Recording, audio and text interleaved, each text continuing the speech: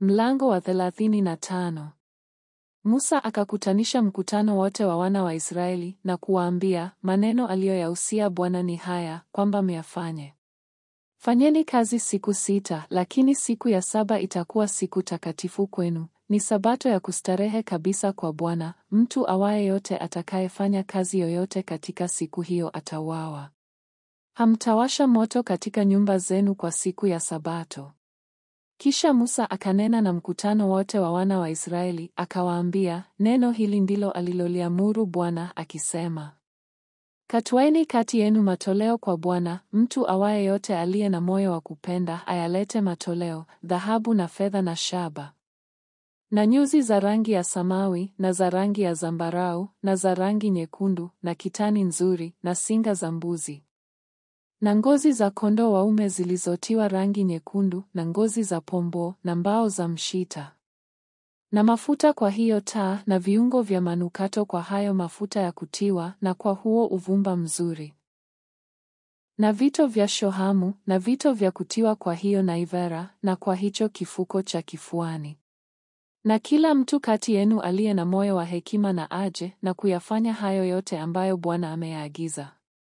Yaani hiyo maskani na hema yake na kifuniko chake na vifungo vyake na mbao zake na mataruma yake na viguzo vyake na matako yake. Hilo sanduku na miti yake na hicho kiti cha rehema na lile pazia la sitara. Na hiyo meza na miti yake na vyombo vyake vyote na hiyo mikate ya onyesho. Na hicho kinara cha taa kwa mwanga na vyombo vyake na taa zake na hayo mafuta kwa nuru. Na hiyo madhabahu ya kufukizia uvumba na miti yake na hayo mafuta ya kupaka na huo uvumba mzuri na hicho kisitiri cha mlango mlangoni mwa hiyo maskani. Na hiyo madhabahu ya sadaka ya kuteketezwa pamoja na wavu wake wa shaba na miti yake na vyombo vyake vyote na hilo birika na tako lake. Na hizo kuta za nguo za ua na viguzo vyake na matako yake na pazia la lango la ua. Na vile vigingi vya maskani na vigingi vya ua na kamba zake. Na mavazi yenye kufumwa kwa uzuri, kwa ajili ya kutumika ndani ya mahali patakatifu, hayo mavazi matakatifu ya Haruni kuhani, na mavazi ya wanawe, ili kutumika katika kazi ya ukuhani. Basi mkutano wote wa wana wa Israeli wakaondoka hapo mbele ya Musa. Wakaja kila mtu ambaye moyo wake ulimhimiza na kila mtu ambaye roho yake ilimfanya kuwa apenda, nao wakaleta sadaka za kumpa Bwana kwa kazi ya hema ya kukutania na kwa utumishi wake na kwa hayo mavazi matakatifu. Nao wakaja waume kwa wake wote waliokuwa na moyo wa kupenda, wakaleta vipini na hazama na pete za muhuri na vikuku na vyombo vyote vya dhahabu, kila mtu aliyetoa toleo la dhahabu la kumpa Bwana. Tena kila mtu aliyeona kwake nyuzi za rangi ya samawi na nyuzi za rangi ya zambarau na nyekundu na kitani nzuri na singa za mbuzi na ngozi za kondoo waume zilizotiwa rangi nyekundu na ngozi za pomboo akavileta.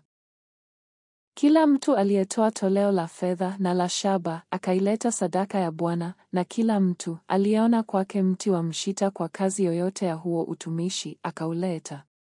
Na wanawake wote waliokuwa na mioyo ya hekima walisokota kwa mikono yao, nao wakaleta hizo walizokuwa wamezisokota, nguo za rangi ya samawi na za rangi ya zambarau na hizo nyuzi nyekundu na hiyo nguo ya kitani nzuri. Na wanawake wote ambao mioyo yao iliwahimiza katika hekima wakasokota hizo singa za mbuzi. Na hao wakuu wakavileta vile vito vya shohamu na vito vya kutiwa kwa hiyo naivera na kwa hicho kifuko cha kifuani.